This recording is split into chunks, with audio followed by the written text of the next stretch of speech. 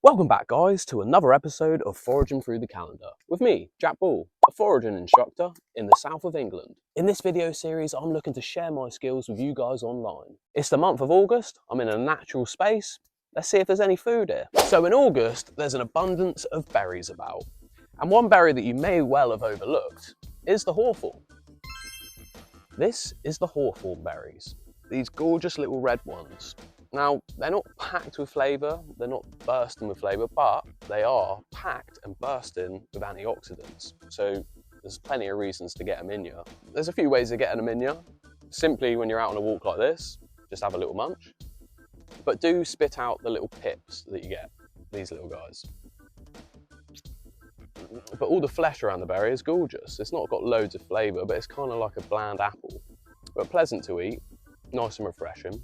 And like I said, absolutely packed with antioxidants. But one of the best ways to utilise it is to make yourself a hawthorn ketchup. So basically you just make a normal ketchup recipe and stick in your hawthorns in the mix. And if you're really lazy, what you could do is just blend up some hawthorns in shop-bought ketchup and preserve it that way. That way you've got a ketchup that is rich in antioxidants. So these berries are fairly small, sometimes they get a bit bigger than this. But a good way to ID the hawthorn as well is look at the leaf formation. Now, I like to think of the leaves as having 5 points, so a little bit like a hand. Good way to remember them. As you can see, the leaves have got those 5 main points to them. I really recommend that you give this a go with the ketchup. It's basically the vinegar inside the ketchup that is preserving them, but you'll have a sauce on the side that's easy to use and full of antioxidants. Give them a go. Now, I'm out in the woods at the moment, so this that we've got in front is a hawthorn tree, but most of the time you'll find it as a shrub or a bush in the hedgerows. Right, it's a new spot and a new location, and now we're talking mushrooms. So yeah, there's still a few summer mushrooms about. Chicken of the woods is the golden one that is around at this time of year still, but also a lot of puffballs, in particularly the giant puffball, which has got to be a forager's favourite to find. It's majestic. A mushroom of that size, you know, bigger than a basketball. But one that you may well overlook and misidentify are these guys, which are the earth balls. Now, the best way to tell apart if you've got an edible puffball or if you've got an earth ball is the inside. And even if you've got an edible puffball, it can go past its best, turning it inedible, and it will be the same distinct feature that you'll be looking for. Now, let me show you that. So when I cut this mushroom in half with one hand, you'll see inside that it is black and full of spores. So that is what tells us that we have an inedible puffball. So the earth ball, never edible, it's always dark inside. But a lot of the edible puffballs, ranging from the size of a golf ball up until a basketball, if they're white all the way through like a marshmallow, then they're edible and good to eat. And they are gorgeous. There's all sorts of cool things you can do. Use them as a pizza base. They soak up a lot of seasonings if you fry them like a piece of steak. Yeah, they're great, very versatile and gorgeous, and super exciting to find. Right, I'm still in the woods and I've found something pretty unexpected. This guy, all over this pathway. Now this might look like a sea of green to some, but this is some gorgeous Jack by the hedge. Or in this case, Jack in the middle of the woods. Yeah, Jack by the hedge is a winner. Now, Jack by the hedge is normally associated in the springtime, and in the springtime it's in abundance. Its other common name is garlic mustard, and it absolutely stinks of garlic and mustard. Garlic mustard is gorgeous, and you can eat it raw, cook it up, treat it like you would spinach basically, but it's going to have a lovely garlic and mustardy punch to it. Plenty here to fill up a basket. On a side note, if you're ever questioned about foraging and your impact on the environment, you know, people sometimes get mixed up and think that us foragers are bad for the environment. You can just point to many things, but also one of these things. The pigs are restoring the natural landscape here. Now, the pigs are going to disturb all sorts of ground, pull up all sorts of plants, eat many plants, all sorts of things around. But they are doing their thing. They're designed to do that. And guess what? We're designed to be out here too. We're designed to be out here Picking berries, picking nuts, picking mushrooms, picking plants, eating seaweed, you know, the whole shebang.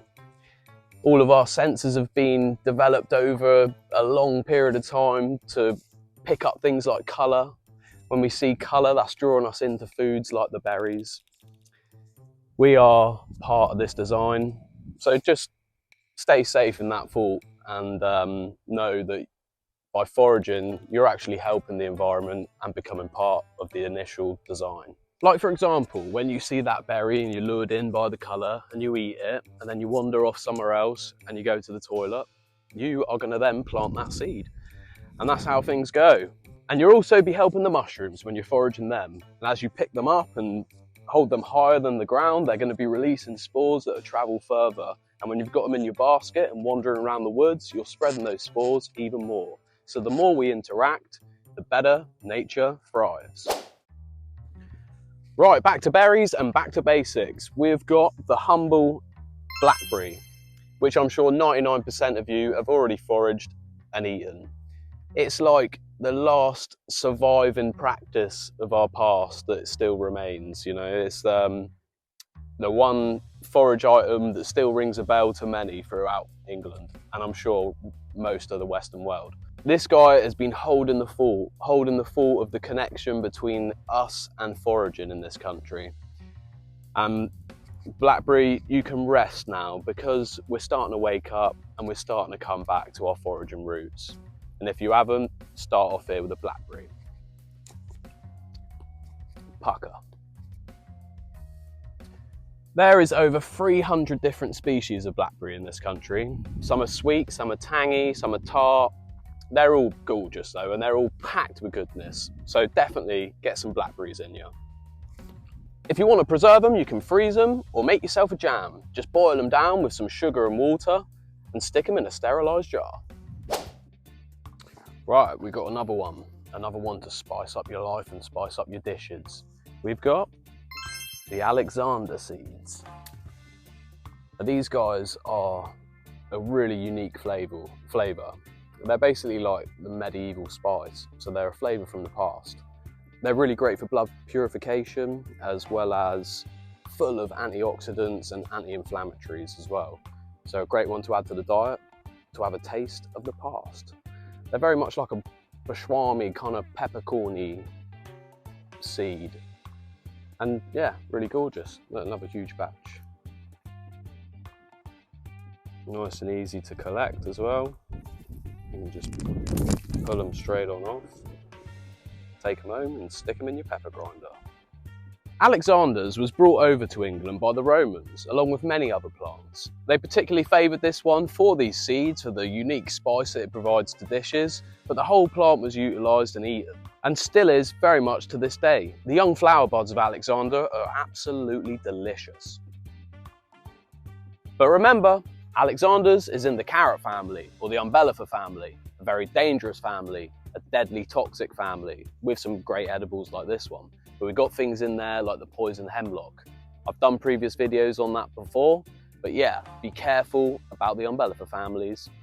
But when you can ID this one safely, which these black seeds are pretty safe at this point in the year, because the poisonous lookalikes just don't produce these black seeds, this is a safe one.